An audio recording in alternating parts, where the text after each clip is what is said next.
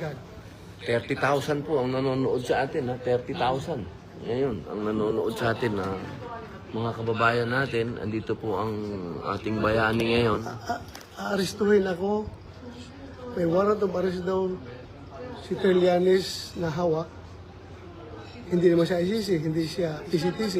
So siya may hawak. Pero ayaw niya ipakita sa tao dahil somewhat spurious yung kanyang warrant of arrest. Wala klaro, hindi klaro.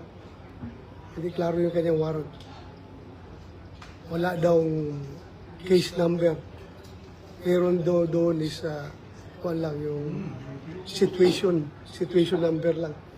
So malabo ito maging warrant of arrest. Kaya pinipilit niya na secret daw.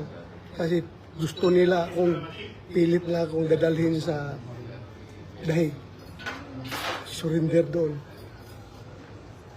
So sana, supportahan ninyo ako mga kaibigan, supportahan nyo kami. I am doing this not for myself, but for the sake of our country.